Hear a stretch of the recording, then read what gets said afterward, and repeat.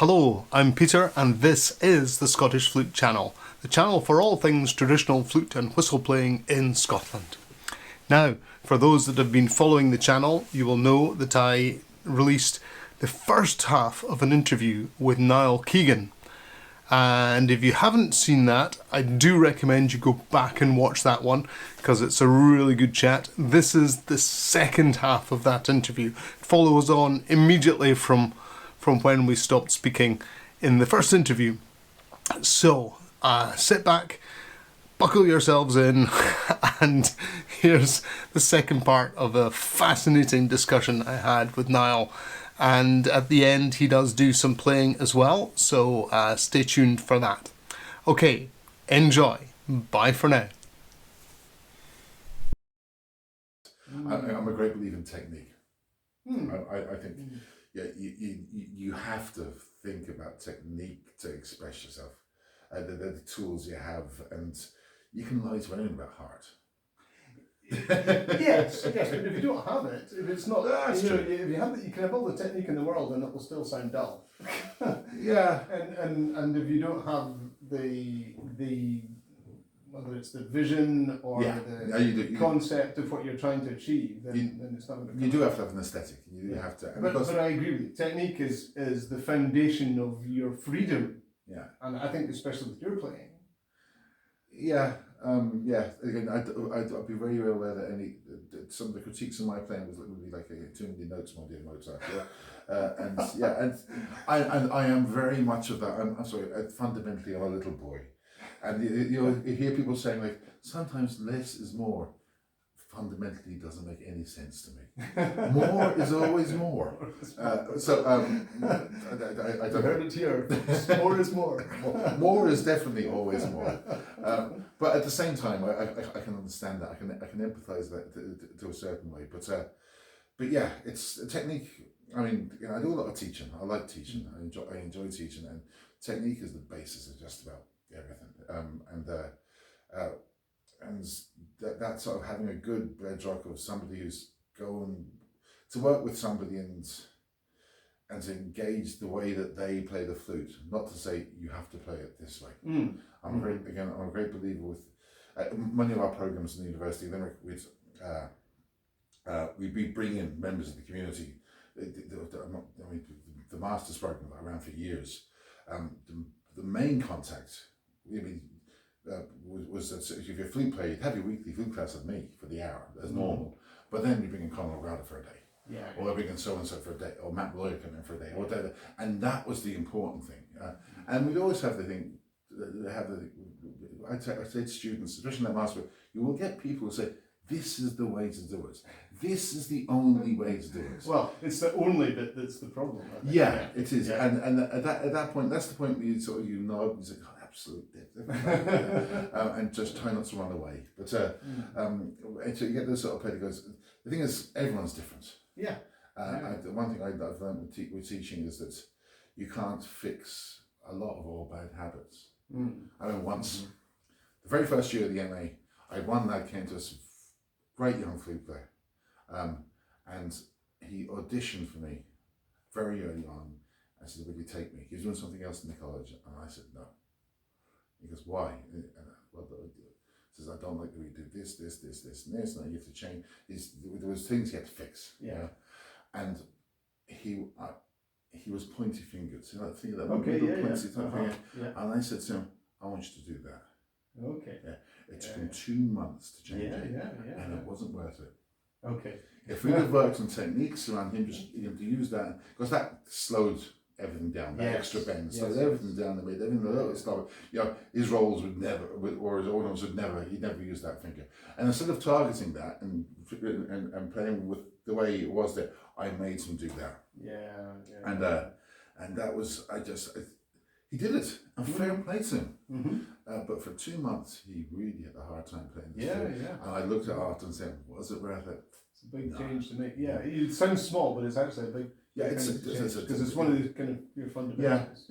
It's the famous Indian flute player. I think he was named the famous when he went to a teacher late in life, and the teacher wouldn't take him, and the kid not taking him, and eventually he annoyed the teacher so often by begging him to come teach him. He said, well, okay, come back to me, play as well as that, but with your hands turn around the other way. And he went and spent a year and came back, and with his hands, he was able to do it. So no, I don't believe in that level of pain and suffering. Yeah. You got to deal with what people have, and where they're coming from, what they do.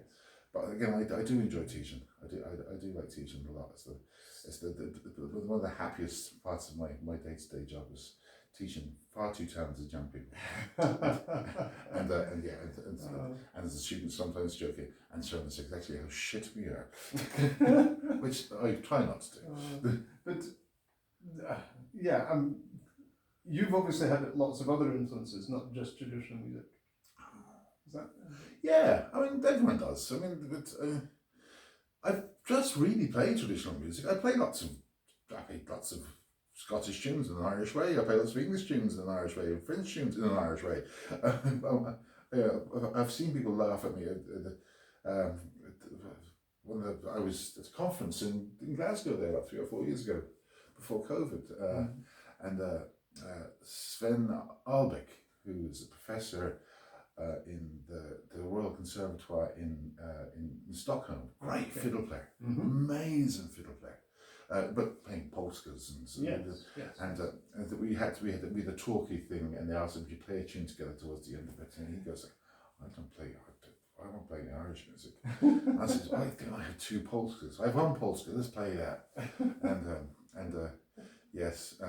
And we played at the end, and there was rapturous applause. Everyone thought it was lovely. And I went turned around and said, "I'm sorry about that." And he goes, "That's okay." I do tend to Irishize things. I'm probably more intrigued by the instruments. I was always intrigued by what the instrument could do. I was saying to Malcolm there, I was very lucky early when I was 12 or 13. I was given a pattern. I still have the bits of the flute. It's in bits. And inside there's still the receipt from 1856. It's stuck in the inside of the box. The bits of the box. And there was so it was a good flute, and there was a music shop in Hollywell Hill in St Albans where there was an old gentleman who used to fix wooden instruments on Saturday. So. And he was always intrigued by getting this antique flute coming into him. So he kept it in good nick for me. So I always had these keys that worked. Again, this was a generation where everyone would have had like blue tack or chewing gum, and the elastic bands holding it all together. And again, because I had the classical thing, I was just always amazed with the chromatic capacity of it, and so I like using the whole flute. And gigging as well. I see people like Mick McGoldrick and those who can do a gig and they're playing with 3 or 4 different flutes and 5, 6 different whistles, and I just couldn't do that. I play 1 flute and my embouchure has to change for the next flute. I need 2 days to prepare for it, let alone swapping around. So if I was ever gigging, I just thought I'm going to keep using the 1 flute rather than play. I mean, E flat flutes are the work of the devil. They are too easy. I know too many flute players who've been brought. Oh God, no! They're brought to the dark side. That's because you've got big hands, though. I mean, it's the tone, it's the feeling of them. They're so easy, they're so seductive, and of course I like E flat on one of these flutes. I just like the tone and quality of it, and I've always enjoyed like messing around with keys and just changing the keys of tunes. You take the Lucy Campbell's and you take it and you put it into C rather than D, and it just changes the complete character of the tune completely, and it makes it really, really nice. And a lot of tune. I like taking a lot of D tunes and putting an upper semitone into E flats, not just to annoy everybody else in the session. Not just, but no. But it helps. But I like the quality and the sound of it. So no, I've always been really interested in extending what I could do with the flute. And so it does work in patches. It depends. As in, there are periods in my life where I do a lot of flute playing, and lots of times I do a lot of teaching and a lot of academic administration. But no, I do like extending the flute. And what I would have thought was that you had a lot of jazz influence. No, because you have a jazzy style. That's the word. It keeps on saying. it's jazz. No, not really. I mean, I'm not so. I like improvising. I like messing around with the tune. Yeah. That really came out of. I think it came from my big teacher when I was a teenager was from Brendan Mulcair, who was from Clare. He died about 4 years ago, I think now. And he always got kids to change the tune, to develop the tune. There was likes of me and John Carty and Lamont Gillespie, who was a fiddle player living in Glasgow. There was a pile of us, and his thing, you get the tune and you get like 8 bars by 8 bars. You get 64 bars, 128 bars, and there's just one improvisation, there's a variation after the other, and you keep going, and you'd have to keep changing with him, so that was great training, Phil. It was, because you were reading, and then you weren't, because he'd start you off, he'd teach a tune by ear, like normal, and then he'd give you, there's notes, now let's play it as it is here. So you'd have 2 or 3 pages of one tune, and you play it, but then you wouldn't stop at the end of it. You just keep going, and you just keep extemporating it. And it was just a brilliant way to think about music, and it was a great way of getting kids to think creativity out of their practice. Right. You can. It was he really imagined tunes as being things like people, or not people. They were like animals on his farm. And he always referred back to the farm and the home, and the tune was a live thing, but you kept it alive by doing these things with it. If you just play those 8 bars like that, that was a slab of meat in the place. The bull in the fields would be moving all the time. And that's the way he expressed it. And so he got us thinking that way all the time. Now, again, I was always intrigued by what the flute could do. And I got, I'm a flute player. I'm sorry, I believe that any instruments, any music which has more than one note at the same time is the work of the devil. It's not,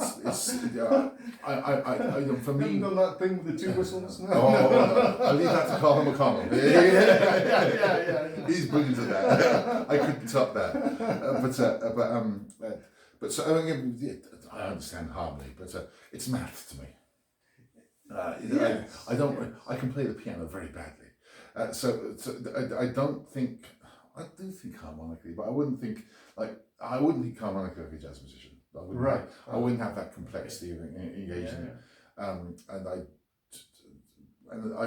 I've lots of strategies and reasons, but if I'm listening to somebody playing traditional music, and if I have one bugbearer about a lot of young ensemble playing these days is that, why bother playing the tune more than once? Because you've said everything you have to say there, apart from the arrangement, of course.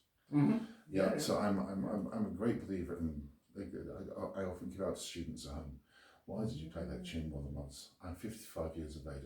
I haven't got that long left in the planet. I haven't got time to waste listening to you play the tune exactly the same time, in 5 times.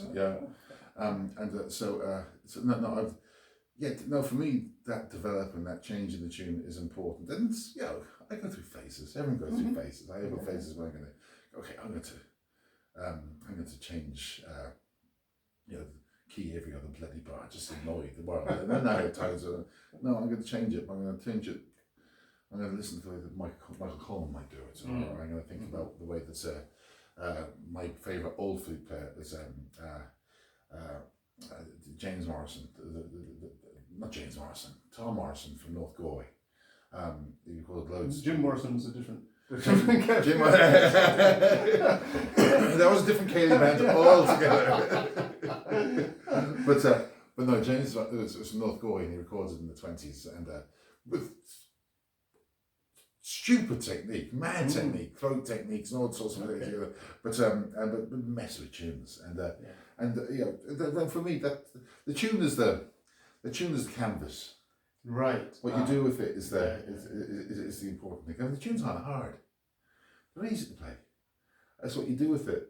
That's what the art of it is. For me, that's the important thing. So, and the jazz word again, I don't like. I mean, I'm not going to put on Herbie Mann. I'm not. Roland Kirk.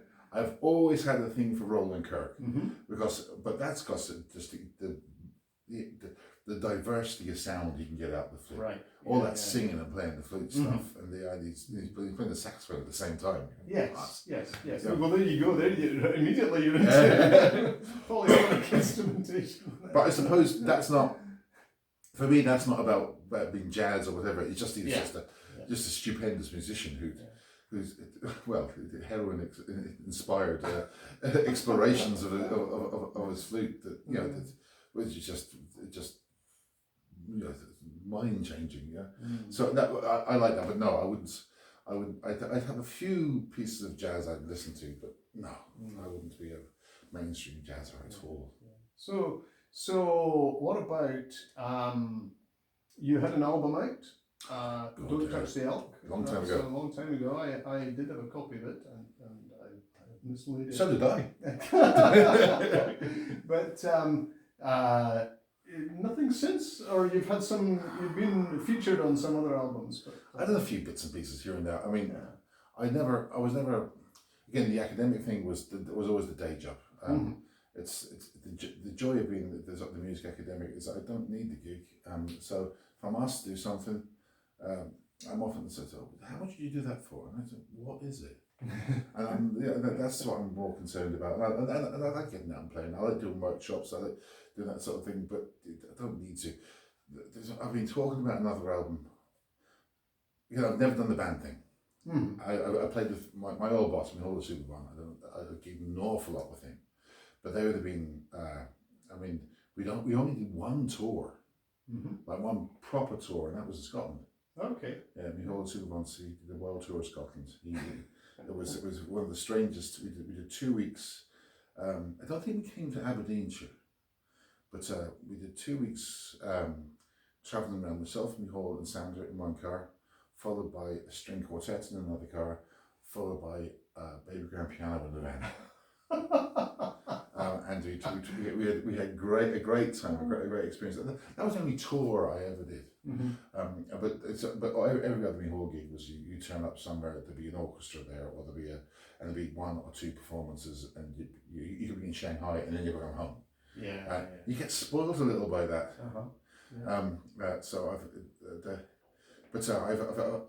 I have a couple of little recording projects in go. There's one that I recorded with 2 other flute players and a piano player that about 10 years ago that we never put out, and I want to finish it and put it out. I think they crossed me because I didn't finish it. It's with a flute player called Kieran Munley from Mayo and a flute player called Philippe Barnes from London. And a piano player called Ryan Malloy. So it's 3 flutes and the piano, and it was that's been sitting there ready to go for the last 10 years, but we fell out. So we want to get back together and do that and do a couple of gigs.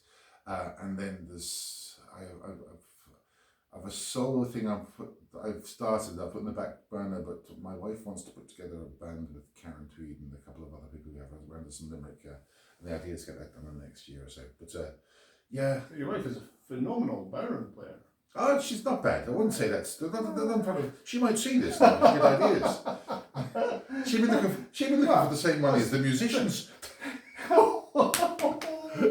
Such trouble. 22 years ago, she was phenomenal. No, she's a great singer. That's the last time I saw her playing. and she's a great singer.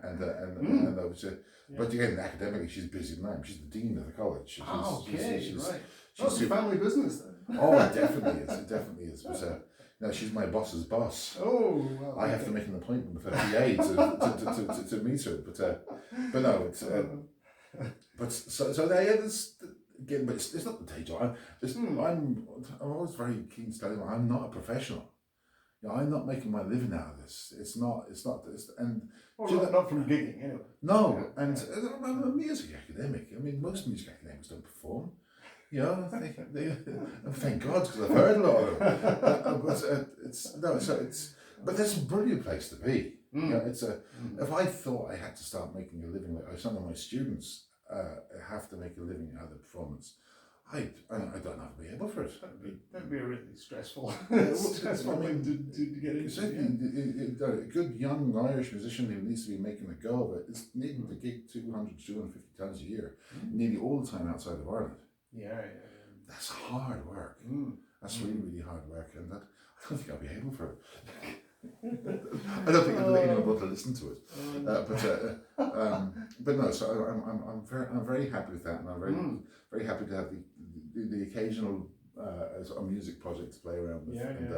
And so that it's good. Sometimes I do get those moments where I realise I haven't actually played properly for a month. Oh, yeah, and that gets to worry me. Then I just get my flute out and go and look for a gig or something. But or just go to a session. Yeah. It's just getting out and going to a session, and it's easier said than done. Yeah. Especially when in my hometown, when I go to a session, it's usually populated by my students. Who are more worried about the fact that I didn't give him that essay or whatever. Well, they're probably worried the other way around. Oh no, they were. I walk in, the piano starts playing, and people start hiding. But hopefully not for musical reasons. but no, it's So I'm very, very happy in not being a professional musician, and enjoy. I get to enjoy my flute playing in a particular type of way. And have you have any other? I mean, so you've touched on some issues for the future there, but what's any big plans for the future? Or this is who you are. I'm definitely an academic. It'd be hard to give up that job. It's too cushy. The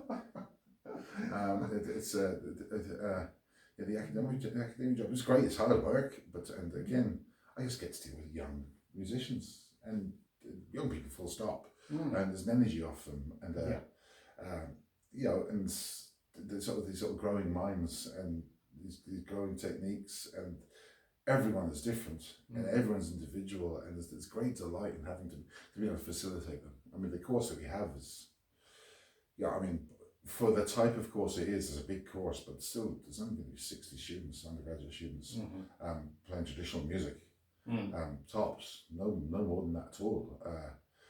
Which is again big if you compare it to what happens in Glasgow or in Newcastle or in Helsinki. But at the same time, you get to know your students. I look at colleagues who'll be running who'll be teaching in business and things. You have classes with 500 youngsters. You don't get to know them.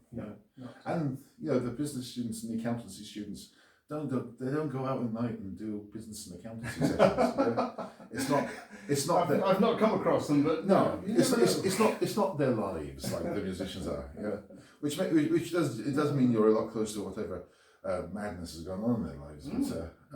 But no, I'm very happy professionally that way. But no, there's challenges. There's some academic things I want to do. I think there's a lot of writing to be done around the ideas of style.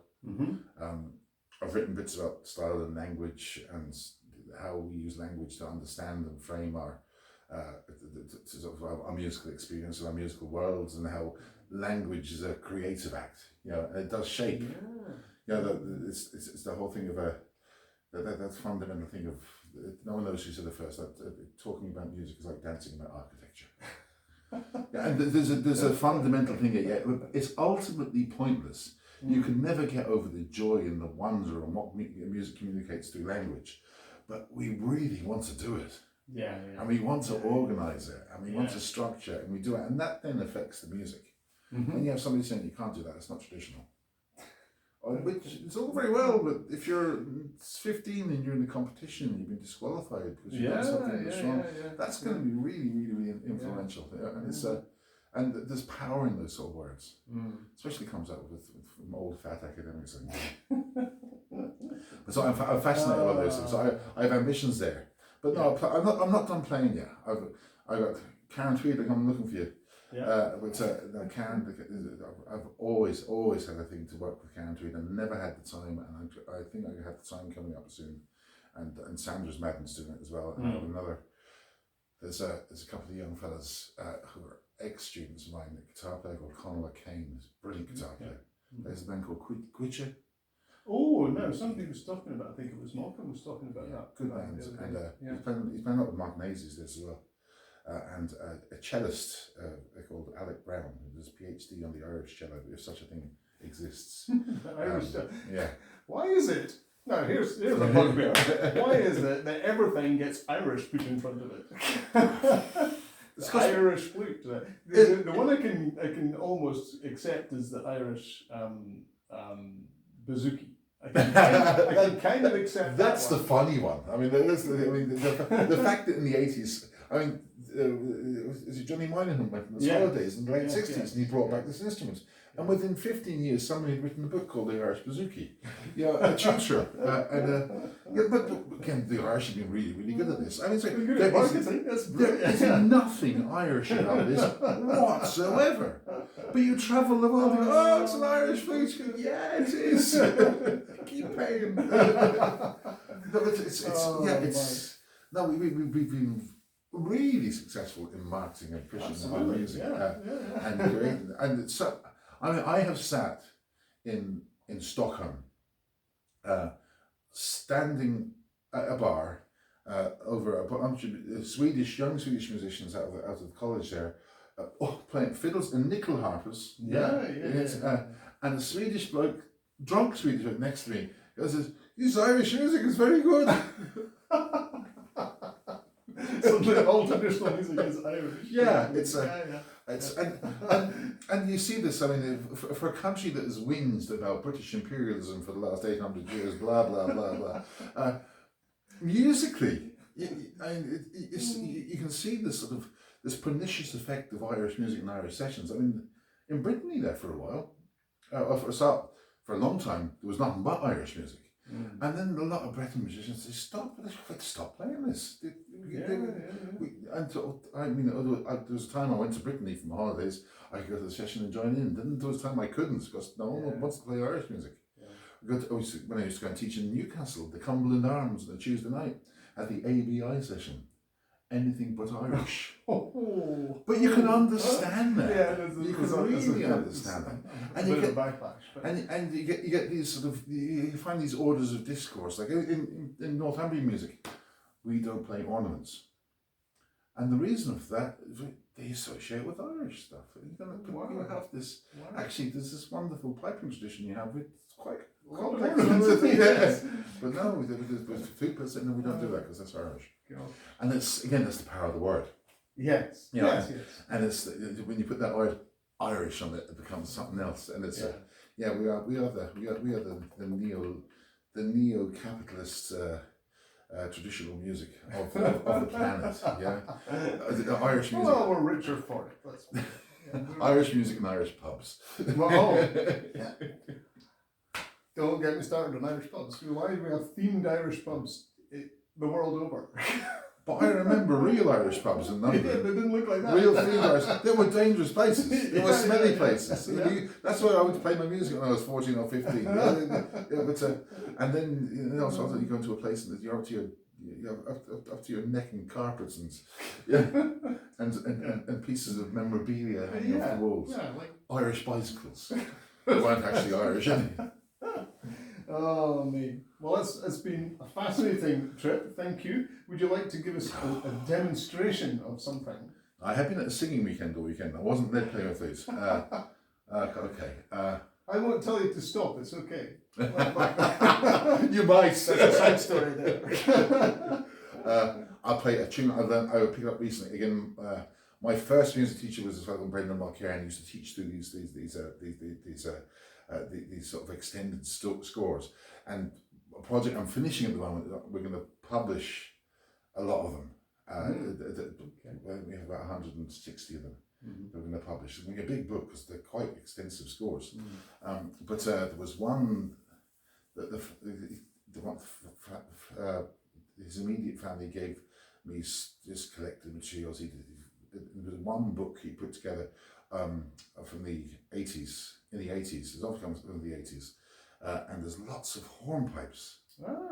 And I can't find where they come from, and I think he might have written a lot of them. I'm not sure, and it's because he was very much influenced by the great fiddle player Sean Moore. So most of them are keys like E flats and A flats and a bit of mag. So this is a normal one. Okay. But I can't find it anywhere. So if anyone has heard this before, let me know. So, all right. So the hornpipe I learned from, I've just learned this, so it could go terribly wrong. It's called, it's written on top of the tune, it's called a shocknessy. I think it's hornpipe. and then I'll play something really easy in G, the Bird in the Bush or something afterwards. Okay. G is my favourite key. Yeah. G is every flute player's favourite key. Indeed.